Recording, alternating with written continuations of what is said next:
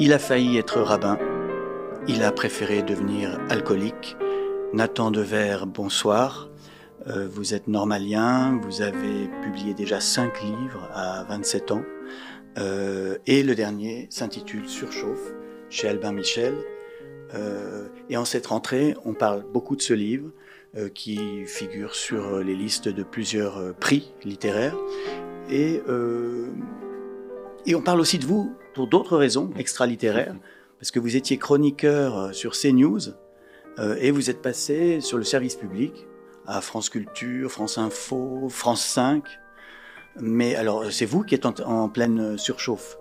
Exactement. Bonsoir Frédéric Becbédé, je suis ravi de dialoguer avec vous. Oui, la surchauffe, mais je crois que quand on écrit un roman, même si on ne parle pas forcément de soi, je ne suis pas forcément favorable à cette idée que le roman ne serait qu'un autoportrait déguisé, mais on part de quelque chose qu'on a éprouvé très profondément en soi-même. Mais d'ailleurs, l'héroïne du livre fait un burn-out, et vous aussi, vous avez fait un burn-out à un moment. Exactement, ouais. Et c'était mon entrée dans ce roman. J'ai fait, comme beaucoup de gens, je crois, un Français sur 5, en tout cas un travailleur sur 5 a déjà fait cette expérience. Il y aura peut-être un burn-out pendant l'émission. Mais possiblement, voilà. Restez, possiblement. On va voir. Même s'il y a un cadre de sérénité ici vrai. Et que vous n'inspirez pas ça. Mais le burn-out, je trouve que c'est une expérience qui est très mal nommée. Parce que quand on en fait un, on n'a pas l'impression de brûler soi-même. On a l'impression que c'est le monde qui nous entoure, le monde du travail, enfin je sais pas, des choses très concrètes, se réveiller le matin, avoir 25 mails avec écrit urgentissime, urgent, urgent, 3e relance. C'est pas mon cas, mais c'est le vôtre, mais vous l'avez cherché un petit peu. Parce que vous êtes partout, on ne voit que vous. On vous voit dans une émission de télé, on veut se débarrasser de vous, on éteint, et à ce moment-là on allume sa radio et on vous entend. Exactement. On ne peut pas vous échapper, non. Nathan Dever. Et le drame, c'est que je suis insupportable. on a envie de ne plus m'écouter. On se dit, on va zapper, on enlève France 5, hop, il arrive sur France Info. Donc le type se retrouve absolument partout, oui. Non, mais cela dit, c'est vrai que c'est étonnant parce que vous étiez avec Pascal Praud. C'est pas tout à fait le même style que France Culture. Alors, vous pensez qu'ils ont eu besoin d'un chroniqueur un peu original, différent ? Je ne sais pas si c'est exactement comme ça. Moi, j'étais chez Pascal Praud et j'étais sur CNews pour une raison vraiment très simple que j'assumais comme telle et que je disais comme telle et que je revendique. C'était que quand j'ai commencé à être dans les médias, j'ai eu une proposition pour être dans les 3 grandes chaînes info qui existent privées. Donc j'avais vraiment l'embarras du choix.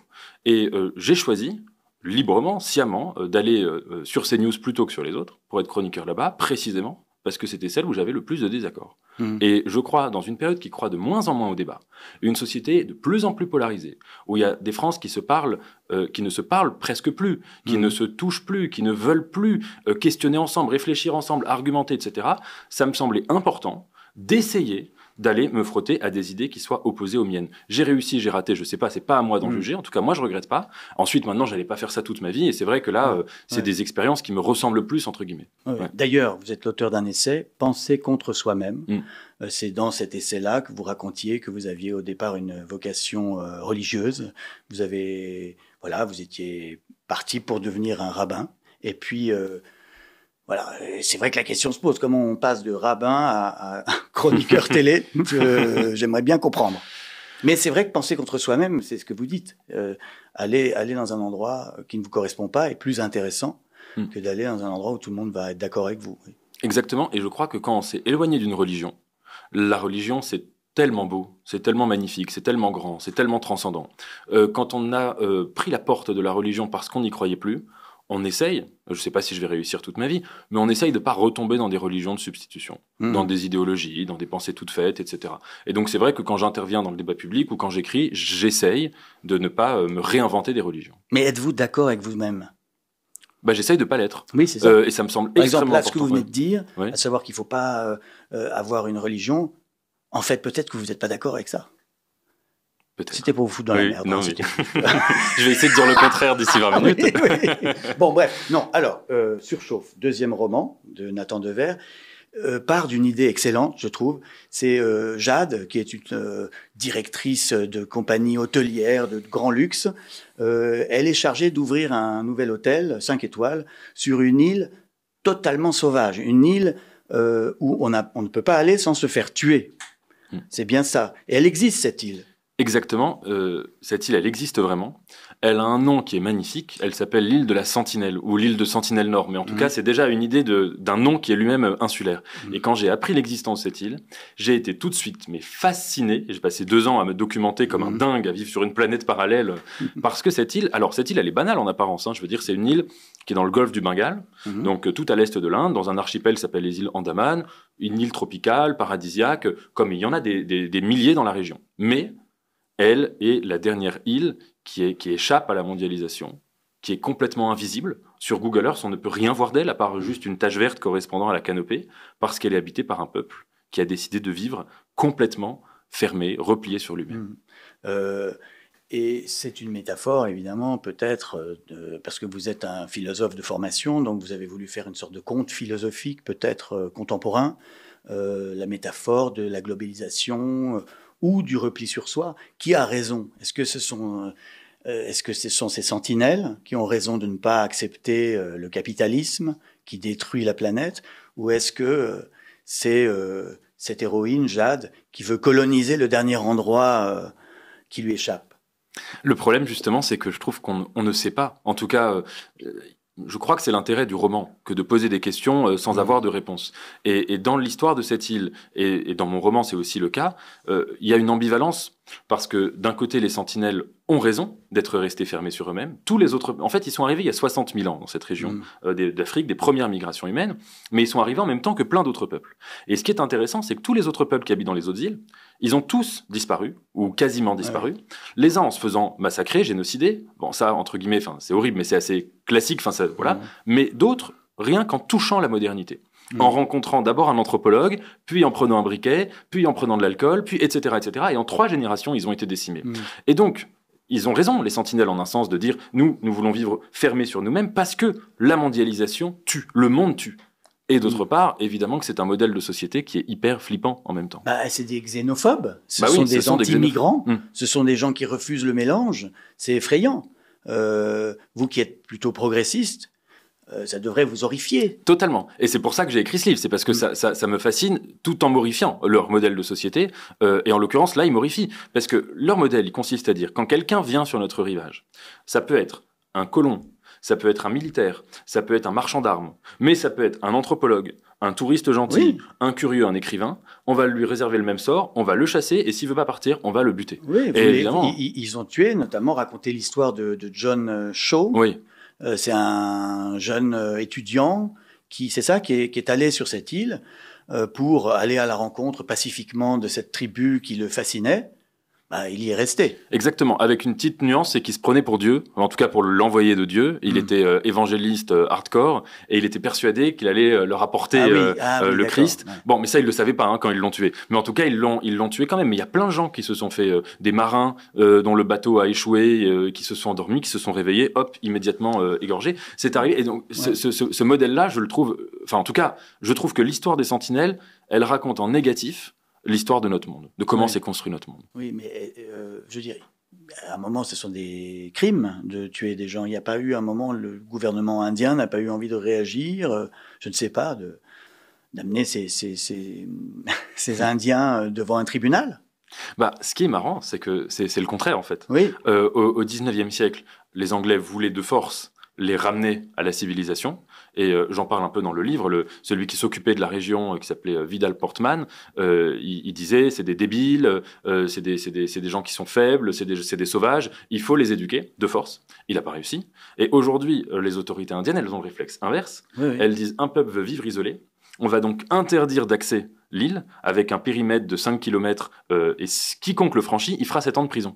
Et c'est pour ça que je trouve que chaque fois qu'une époque s'est trouvée confrontée à cette île, en fait, elle a vu dans cette île son propre miroir.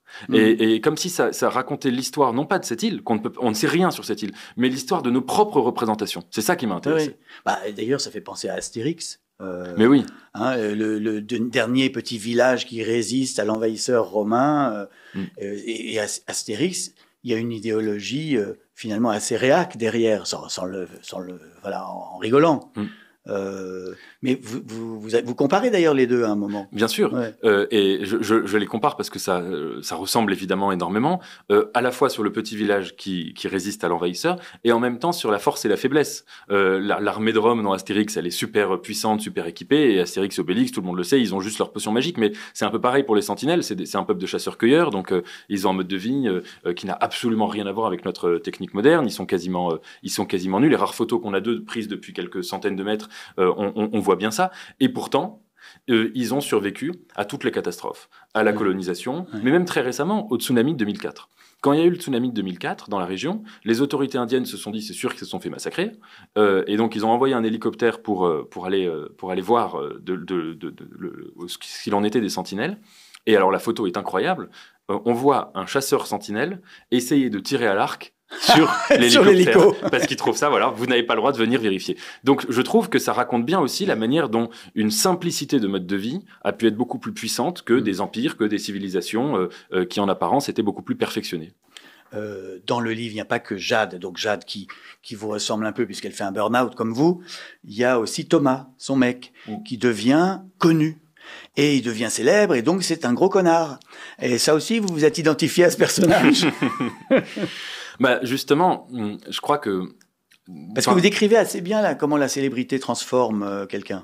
Oui, je crois que d'abord, dans la société, c'est un énorme danger de devenir sa propre marionnette, son propre pantin. On a tous une image sociale et le danger est très très grand de confondre son visage, son existence, son identité avec son image. Mais alors quand on a une image entre guillemets publique et qu'on travaille en particulier à la télévision, qui est le métier où on montre son image, je crois que le risque il est multiplié. Même si je disais par 100, ce serait gentil. Et je ne sais pas ce que vous en pensez et comment vous avez vécu cette expérience. Mais c'était douloureux, c'était compliqué, je trouve, d'avoir son visage dans une boîte qui est chez les gens. Et à un moment, j'ai eu besoin de prendre une distance pour pouvoir écrire. D'ailleurs, je me demande si le fait d'écrire des romans, c'est pas pour vous une occasion d'échapper justement à cette pression. Oui. Est-ce que je me trompais-je ? Oui, non, vous vous trompez pas. Je crois même que, ce qui m'intéresse moi dans la télévision, c'est de participer au débat public, c'est de comprendre notre époque, mais entre guillemets pour écrire des romans. Et c'est pas l'inverse. Moi, c'est comme ça que je verrai la hiérarchie, en tout cas dans ma vie. Mais c'est vrai, et c'est pour ça que je me suis beaucoup amusé avec ce personnage d'un type qui est chroniqueur. Alors, je me suis un peu moqué de l'image que les haters entre guillemets peuvent avoir de moi, ceux qui disent que je suis un type qui encule des mouches tout le temps avec des fausses nuances, qui ne s'exprime jamais, qui se positionne jamais, qui est un peu lâche, etc. Je me suis amusé sur cette image, mais je me suis surtout amusé et c'est pour ça que ce personnage n'est pas moi, de représenter le type que je ne veux surtout pas devenir. Et c'est vrai que chaque fois que je vais à une émission de télé, je me dis toujours la pente. Elle est tellement facile, d'abord de devenir une merde égocentrique. Et j'ai vu en l'espace de 4 ans. Non mais je suis sûr que vous en connaissez. Et là, vous êtes omniprésent, alors c'est dangereux, vous êtes en danger, mon cher Nathan. Alors on verra, mais je pense que c'est important en tout cas de savoir que ce danger existe. Moi j'ai pu voir en l'espace de 4 ans, c'est pas grand chose, mais des gens qui étaient hyper sympathiques et du jour où ils ont eu une émission, une chronique, etc., devenir le contraire d'eux-mêmes. Vous allez devoir donner des Non, je vais pas donner de noms parce que je les ai oubliés ou je les invente peut-être. Mais en tout cas, je crois que le risque, il est très grand. Et le risque surtout de parler pour ne rien dire, ou en tout cas de parler en se croyant tout permis et en se croyant autorisé à expliquer le monde à coups de petites phrases et de petits slogans tout construits. Et je crois que le roman, c'est précisément le contraire. C'est l'art de nommer autrement le monde. Par exemple, Burnout surchauffe. Vous voyez, c'est un travail de nommer le monde mieux qu'il ne se nomme lui-même. J'aime bien d'ailleurs votre idée que le réchauffement climatique serait un burn-out de la planète Terre. Ça, c'est intéressant.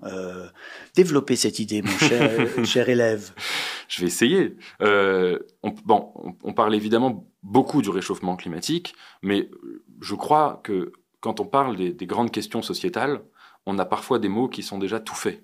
Et des explications, enfin en tout cas des sortes de slogans comme des hashtags qui viennent comme ça expliquer le monde à coup de 2-3 phrases. Il me semblait que dans l'histoire du réchauffement climatique, par-delà la question du climat, enfin en dessous d'ailleurs de la question du climat, c'est surtout la manière dont notre monde s'est construit en détruisant tout ce qu'il touchait.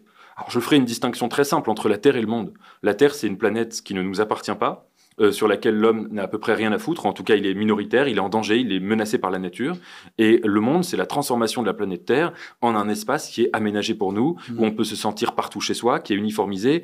La planète Terre transformée en immense hall d'aéroport, pour le meilleur et pour le pire. Et je crois que c'est cette surchauffe-là, cet incendie qui est presque immanent, intrinsèque à la construction de notre monde. Et le livre est d'un grand pessimisme. Je ne raconte pas la fin, mais la fin est terrible sur ce sujet-là. Donc, tout vous réussit, c'est très énervant. Est-ce que vous diriez que vous êtes dans ce que vous décrivez dans le livre, la spirale? Je vais vous faire lire la page 313. On va mieux comprendre. Mais voilà. Oui. Est-ce que alors je vous demande ça et puis après on commente. Car la spirale est revenue, bien sûr, refluée comme jamais, plus souterraine encore qu'avant. Mais c'est allègrement que je m'y suis jeté dans son labyrinthe ô combien addictif. Envolé, les jérémiades atrabilèrent sur l'anxiété chronique et les urgences du monde. Oublié, les exercices de mauvaise foi sur ce burn-out que je décrivais comme un fléau extérieur alors qu'il émanait de moi qui le nourrissais en croyant le combattre, moi qui feignais d'en souffrir mais l'engraissais à force de pester, j'étais évidemment l'unique responsable de ce stress qui me servait de drogue. Êtes-vous dans la spirale, Nathan Devers? Alors là, c'est ma narratrice qui parle, et elle a même si j'ai le même point de départ qu'elle, en tout cas dans ce livre, c'est vraiment un personnage qui est très différent de moi, et puis on comprend d'ailleurs qu'elle a pu faire des choses assez particulières. En revanche, c'est vrai que ce qu'elle essaye de montrer, quand elle commence à faire ce burn-out, elle a une première réaction qui est d'accuser le monde entier, de se dire mon mari est un salaud égoïste qui me fout une charge mentale pas possible, mon patron est un corrompu qui me harcèle le cerveau, etc., etc.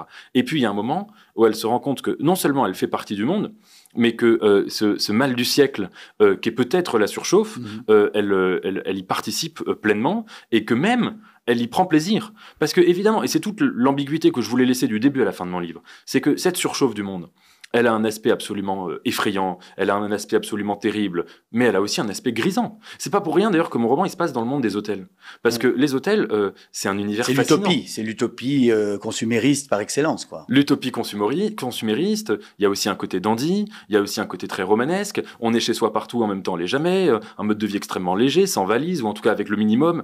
Et en même temps, l'hôtel, c'est la manière dont on prend par exemple un paysage qui est sublime et on le transforme en une sorte de plateforme de la marchandisation.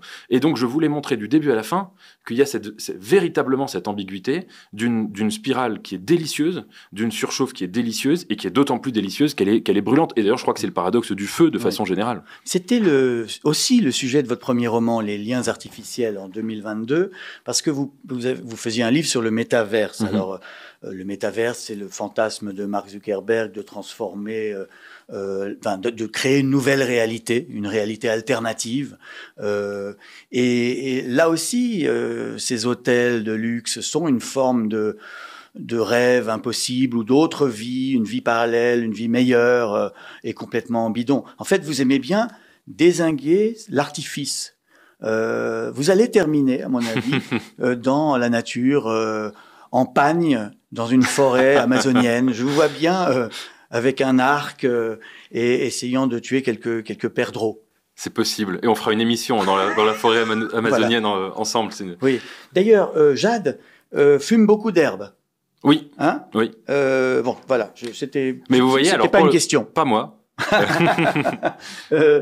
Et alors oui, il y a un autre personnage. Jade, elle se fait draguer sur Tinder par une jolie jeune femme. Là aussi, vous parlez un peu de ces nouvelles formes de rencontres. C'était aussi un peu le sujet du livre précédent.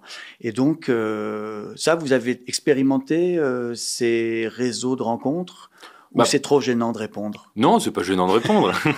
Non, pour le roman précédent, évidemment, je me suis plongé à fond dans tout ce qui était numérique. Là, c'est moins au cœur du roman. Non. Mais ce personnage-là, il était important pour moi. Parce que c'est une jeune femme étudiante en philo qui va avoir une relation au début un peu de drague, mais très vite plutôt amicale. Et en fait, elle va être un peu l'anti-miroir du personnage du début à la fin. Parce qu'elle fait un mémoire de philo sur un sujet en fait qui est absolument évident, mais dont personne ne parle jamais. C'est que, quoi qu'on fasse, le soleil va exploser et il est à la moitié de son cycle de vie. Mais c'est dans 5 milliards d'années. Dans 5 milliards d'années. Mais donc tout ce qu'on fait est absolument vain. On parlait d'écologie. C'est un sujet dont ne parlent jamais les écolos. Même si vous prenez toutes les mesures pour lutter contre le réchauffement climatique, ça ne change rien à la destruction finale. Alors qu'est-ce qu'on fait de nos vies avec ça ? Ce qui est un peu triste parce qu'on aime bien Marcel Proust, par exemple, ou La Joconde, certains films, et de se dire que tout ça disparaîtra de toute façon. Mais c'est peut-être une leçon d'humilité. Oui. C'est peut-être justement une manière comment dire, c'est la partie métaphysique de votre livre. Vous qui avez eu la foi, peut-être c'est cette idée que le soleil nous éliminera un jour, rejoint cette quête transcendantale. Quelle question complexe. Je crois que la grande question de la vie, c'est d'accepter la vanité. C'est de savoir que vraiment, quoi qu'on fasse, on peut se donner tous les moyens de laisser quelque chose. À terme, il en restera malheureusement rien. Nous-mêmes, nous disparaîtrons, notre mémoire disparaîtra, notre trace est la trace de notre trace. Et à partir même de là, la Pérouse. Malheureusement, non, peut-être qu'il y aura un Lapérouse installé dans un satellite où vous continuerez de faire votre émission. Elon Musk Je vous le souhaite. Un Lapérouse sur Mars. Très bien.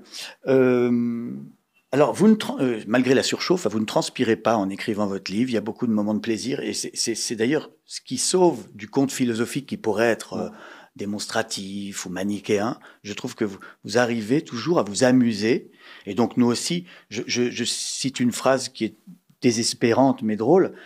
Nous organiserons d'immenses rave parties dans des cathédrales et dans les centres d'impôts. Vous imaginez qu'il y aura des raves, des raves à Bercy. C'est possible. Oui, pourquoi pas.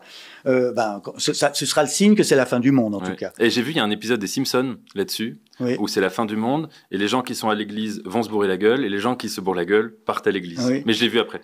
Vous aimez bien aussi vos personnages, enfin vous vous intéressez à eux, vous vous amusez aussi avec eux. C'est ça un romancier finalement par rapport à un essayiste, puisque vous faites les deux.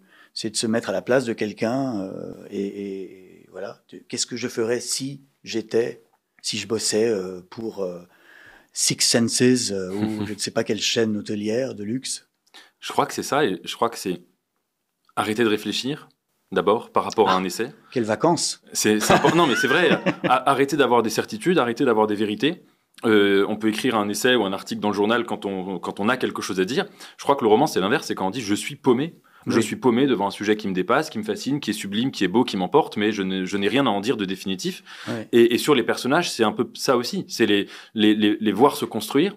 Peut-être avec parfois une passerelle qui nous mène vers eux, mais ensuite les voir prendre leur autonomie, exister en tant que tels, et nous emmener dans des terrains où on ne serait pas allé spontanément. Et puis vous vous amusez, alors quand je dis vous vous amusez, par exemple, vous pensez toujours que le mariage est une colocation toxique ?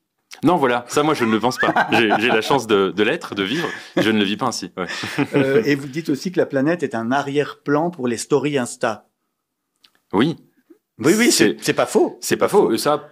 D'ailleurs, les clients de ce genre d'hôtel très luxueux passent leur journée à prendre des photos. Ah bah c'est ce que j'allais dire. J'étais en Grèce cet été. J'étais absolument sidéré j'étais dans un village dont l'attraction était le coucher du soleil. Alors le village était désert toute la journée.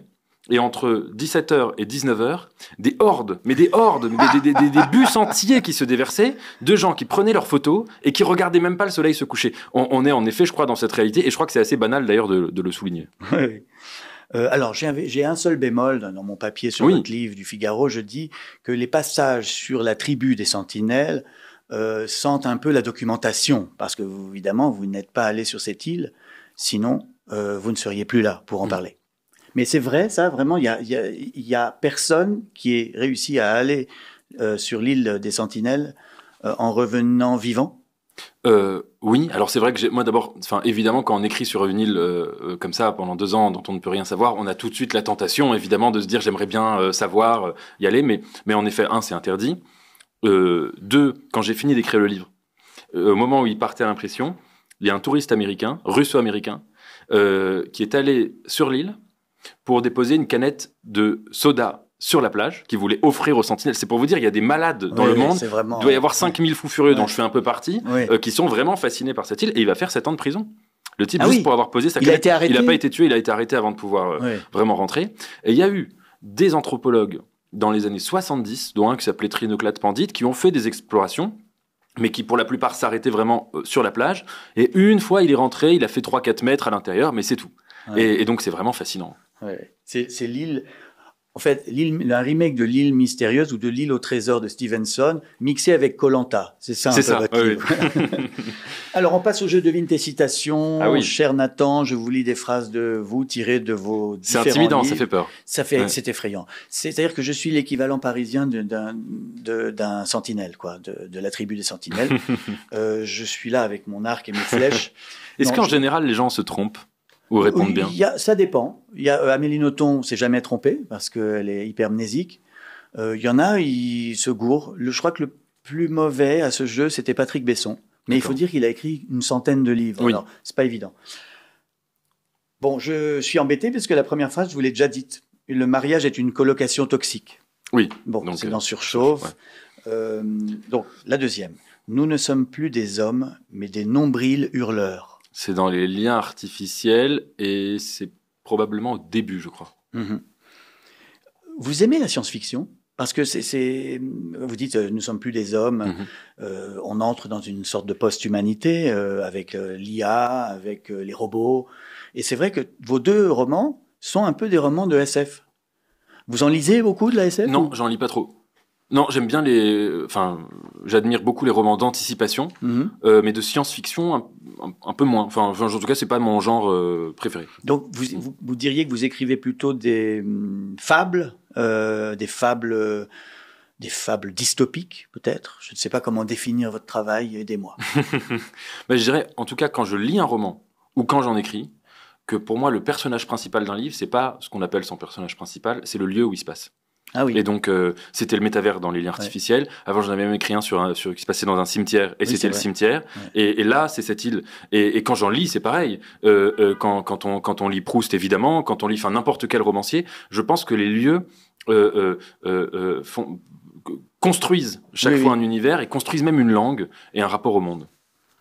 Troisième citation de vous. Je désordonne, je disloque, je découpe, j'entrelace. Je mets les antipodes en perspective, j'embrouille. C'est la toute fin de Penser contre soi-même. Ouais. Voilà, 2023. Donc, penser contre soi-même, c'est un truc d'embrouilleur. Oui. D'accord, oui. Très bien. C'était un très beau texte, d'ailleurs. Et est-ce que vous diriez que ne pas être d'accord avec soi-même, c'est vivre? Je crois. Ouais. Je crois que c'est ce qui...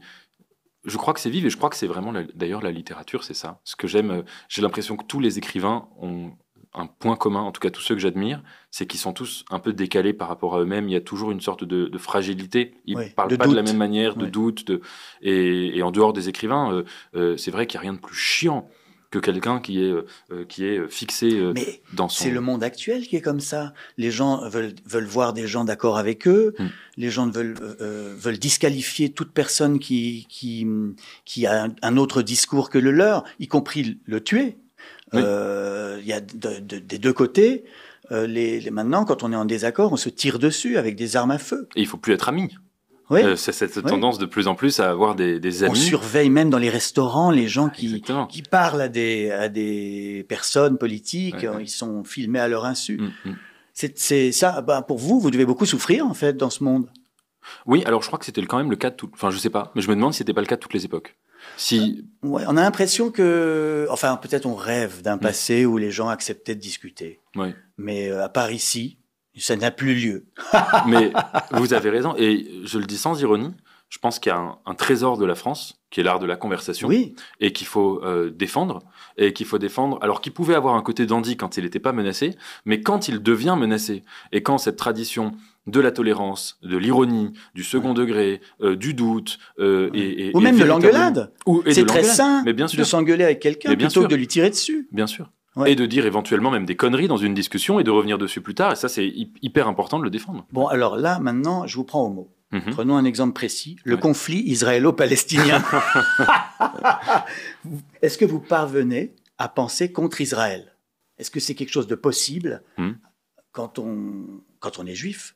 Est-ce que c'est possible, vous qui êtes le fils de Lionel Nakache, le grand neurologue, le presque rabbin. Est-ce que Oui. vous arrivez à vous mettre à la place de l'ennemi ou du colocataire, selon... Merci pour cette question parce qu'elle m'est importante. Moi, je connais très bien Israël, je suis attaché à ce pays, j'en parle la langue, etc. Mais en effet, je pense que penser contre soi-même, là, dans ce conflit, c'est absolument central. Et je suis effrayé par la manière, et je parle pas que en Israël et en Palestine, en France, les gens deviennent des moutons de panurge de leur propre camp, de leur propre drapeau, comme si ça interdisait toute réflexion critique. Je crois qu'aimer un pays, même aimer quelqu'un, aimer une femme, aimer un ami, etc., c'est le critiquer.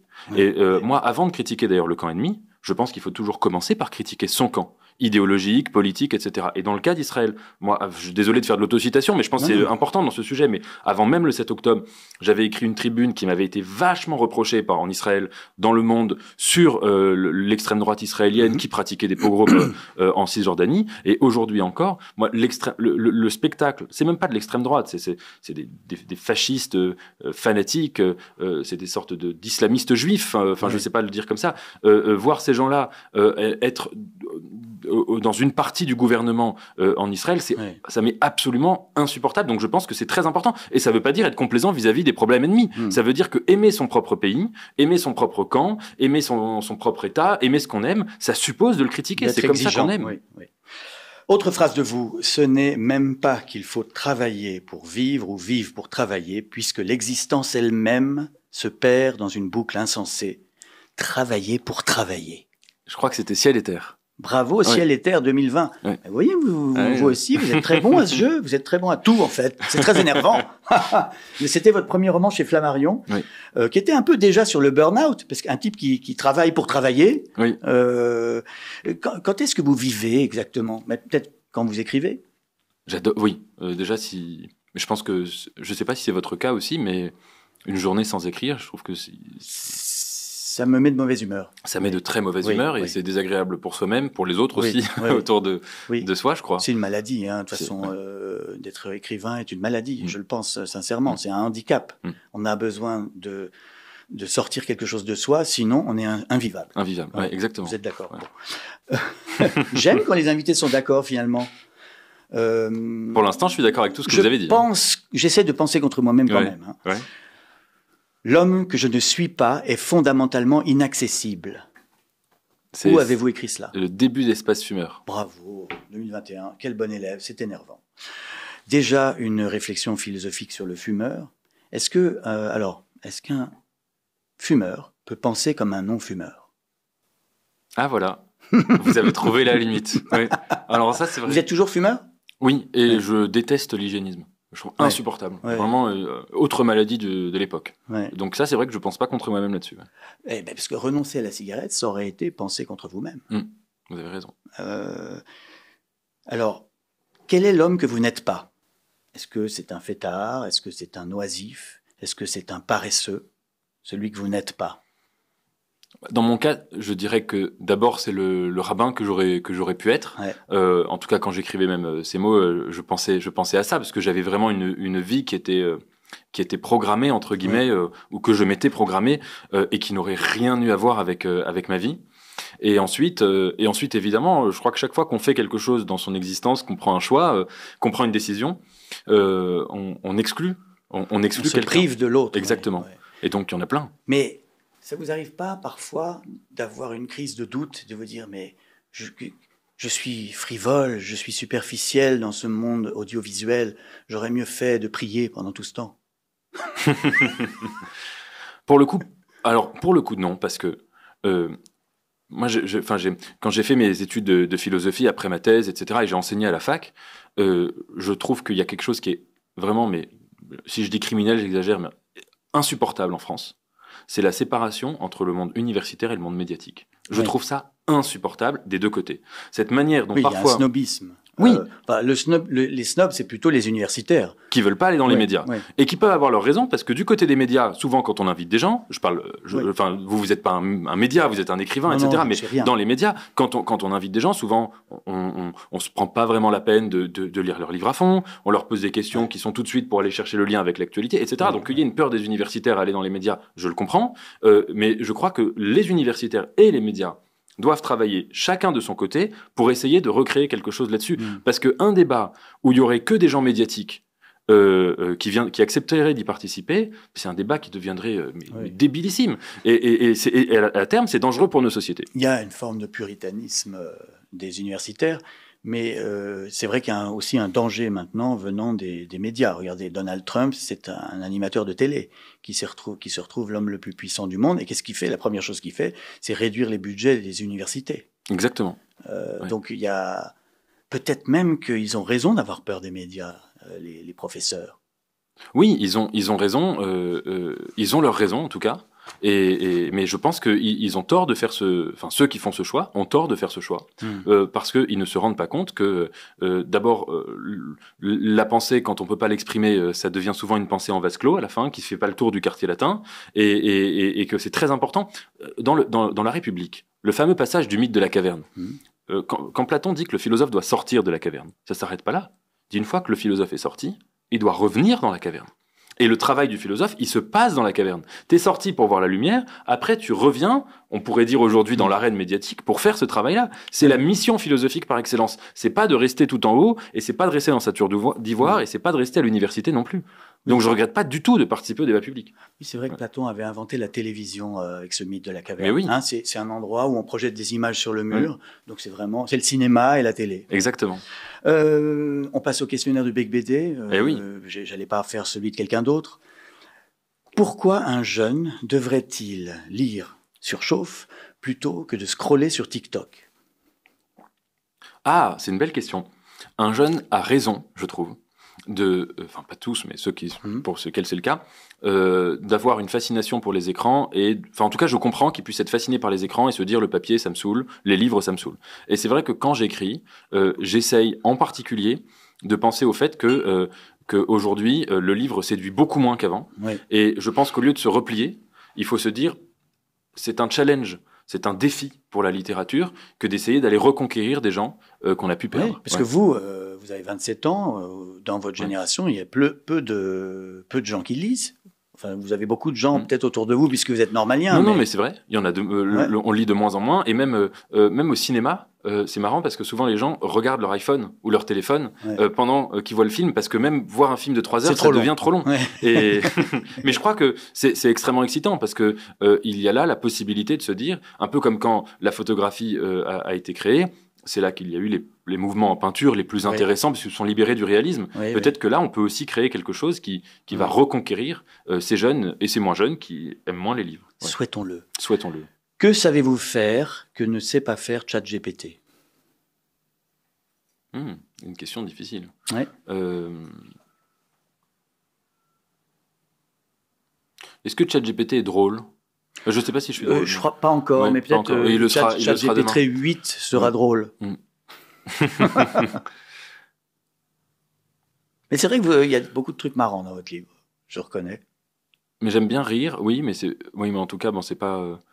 C'est toujours bizarre les gens qui disent très sérieusement « j'aime bien rire ». Oui. Non, bien sûr, non, ça veut dire je n'osais pas dire que j'étais drôle, parce que vous m'auriez demandé d'être drôle, c'est pour ça. Mais je réfléchis. Non, mais écoutez, je sais pas. C'est avoir des sentiments, voilà. Oui. ChatGPT n'a pas de sentiments. Pas encore. Mais elle est dure, cette question. Oui. Ouais. Vous n'avez jamais eu peur en l'écrivant que votre livre ne serve à rien? Mais ça sert à quelque chose, un livre? Très bonne réponse. Pensez-vous qu'un écrivain doit être gentil? Oui. Ah tiens. Oui, je pense qu'il y a une... Faut être gentil dans la vie ou gentil dans le livre? Non, pas dans le livre. Ah, ouf. Mais je pense qu'il y a une fascination chez beaucoup d'auteurs pour la méchanceté, en se disant qu'il suffit d'être méchant pour avoir du talent, et voir que ça remplace le talent. Et je pense que ça explique une partie aussi du rapport qu'il y a pu avoir en France entre la littérature et une certaine forme de mal. Peut-être c'était des gens qui se sont dit il suffit d'être méchant ou de faire semblant de l'être, parce que souvent c'est pas des vrais méchants, pour avoir du talent. C'est la faute à Baudelaire. Baudelaire, les fleurs du mal. C'est pas les fleurs du bien, c'est les fleurs du mal. Et donc c'est par sa faute en France on est tous devenus méchants. Qu'est-ce qui vous plaît le plus dans le fait d'être un écrivain? La solitude, la pauvreté ou la folie? La folie et la solitude. Avez-vous déjà écrit en état d'ivresse? Est-ce que j'ai déjà écrit en état de sobriété? C'est plutôt ça la question. C'est ça la question. déjà, on ne peut pas le dire, mais vous êtes en train de boire pendant cette émission. De l'urine, comme vous m'avez Non. dit de le dire. Que pensez-vous de la critique littéraire? Est-ce que la critique littéraire est un mal nécessaire ou juste une perte de temps? Je pense que c'est un art. Vraiment. Je suis content. Il y a un livre que j'adore de Oscar Wilde qui s'appelle The Reader as an Artist. Non, The Critic as an Artist. C'est un art à part entière. Et c'est pas seulement dire bien, pas bien au résumé. C'est un art peut-être même plus important que l'écriture, je dirais. Par exemple, sur votre dernier livre, vous avez été satisfait? Est-ce que vous avez appris des choses sur votre livre en lisant les papiers qui sont nombreux sur Surchauffe? Je pense que c'est extrêmement important pour deux raisons. D'abord, alors en tant qu'auteur, avoir des critiques. Et vous voyez, par exemple, là, vous me disiez la critique sur les pages Wikipédia. Je trouve ça très intéressant, très important. Quand c'est une vraie critique, quand c'est pas quelqu'un qui fait une insulte, mais quand il y a ce retour-là qui n'est pas un retour de compliments faciles ou d'approbation immédiate. Et deuxièmement, je crois quand même que les livres, ils ont tous un sens qui est ouvert. Et que en fait, ce sont les lecteurs qui écrivent le livre. Et donc les critiques, c'est le cas quand j'ai des articles sur mes livres, mais c'est le cas de façon générale. Ce qui est fascinant quand on regarde les critiques littéraires qui existent sur un même livre, c'est qu'en fait, on a l'impression d'avoir 30 livres différents. Et c'est ça qui est génial. Oui. Est-ce que vous fantasmez sur J.D. Salinger qui n'a jamais donné d'interview de sa vie? Oui, alors c'est raté. Un roman doit-il réparer le monde? Non, je ne pense pas. Quel est votre chef-d'œuvre? Ah, mais je vais peut-être vous énerver, parce qu'il est passé de mode un peu, mais stylistiquement, les mots de Sartre. Ah, j'adore les mots de Sartre, mais je vous demandais votre chef-d'œuvre à vous, parmi vos 5 livres. Ah, mon chef-d'œuvre. Ah oui, il faut avoir de... C'est un peu comme J'aime bien rire, là, il faut dire... Il y en a qui y vont sans problème. Le livre que j'ai eu le sens... Enfin, quand je l'ai écrit, j'avais le sentiment en tout cas, quelque chose que j'ai pas eu, que j'ai pas ressenti quand j'écrivais les autres, c'était Penser contre soi-même. Ouais. Et je crois que c'est celui, en tout cas, qui me ressemble le plus et dont je suis le plus content. Oui. C'est celui qui est unanimement considéré comme votre meilleur, même si Surchauffe est très bien. Mon chef-d'œuvre. Êtes-vous un ouin-ouin? Il paraît que vous... Oui, moi oui. Ah bah moi oui, je passe mon temps à me plaindre, à me lamenter. Oui, avec délectation. Mais vous pas trop, non? Je crois pas. Non, je crois pas. Peut-être plus. Je vous dirai si... Ça c'est la question piège. Qui est le meilleur écrivain français vivant? C'est une question difficile. Dans les vivants, oui. Vous voulez que je vous donne une liste? Je saurais... Moi, je pense que vous êtes pas mal influencé par Houellebecq. Oui, je pensais à lui. Mais alors peut-être... Mais vous avez aussi même beaucoup écrit aussi sur Houellebecq. Peut-être pas pour les raisons qu'on dit. Ça veut dire... je trouve que c'est moins un auteur... comme on dit toujours, qui a décrit la grisaille de notre époque ou le déprimisme, c'est pas le Houellebecq que j'ai l'impression de lire quand je le lis. Donc oui, d'accord. Ouais. La phrase de vous dont vous êtes le plus fier? J'étais bon au jeu de reconnaître mes phrases, mais là je serais incapable de vous dire. Avez-vous menti durant cette conversation? Je crois pas. La question Fahrenheit 451. Imaginez, ça va vous plaire, un monde où les livres seraient interdits. Oui. Quel livre êtes-vous prêt à apprendre par cœur pour le sauver? La Bible. Oh, mais il y a du boulot!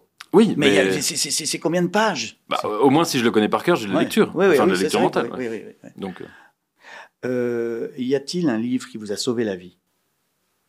Oui, alors, désolé pour la redondance, mais l'Ecclésiaste. Un texte que je trouve absolument majeur, et je pense qu'il y a peu de textes qui sont allés aussi loin dans la lucidité. C'est très pessimiste. Vous disiez que vous étiez pour une littérature gentille. Mais le pessimisme, c'est pas la méchanceté. Non, on peut tout à fait savoir qu'il restera rien de nous, que la vie n'a pas un sens qui est donné, qui est tombé du ciel, etc. Et devenir joyeux et même construire une morale, construire une éthique, trouver son sens soi-même. Ouais. Dernière question, Nathan Devers, quel est votre âge mental? Alors, je sais pas, c'est bizarre parce que il y a beaucoup de gens qui me disent tu as 50 ans. Mais alors, je sais pas. Oui, mais c'est marrant, parce que souvent, les invités à cette question répondent un âge d'enfant, 7 ans, 8 ans. Vous êtes le premier à vous vieillir. À me vieillir, Mais c'est vrai que vous avez peut-être une cinquantaine d'années. Mais j'en ai aucune idée, parce que, l'intérieur, oui. N'ayant jamais eu 50 ans. Nous verrons bien.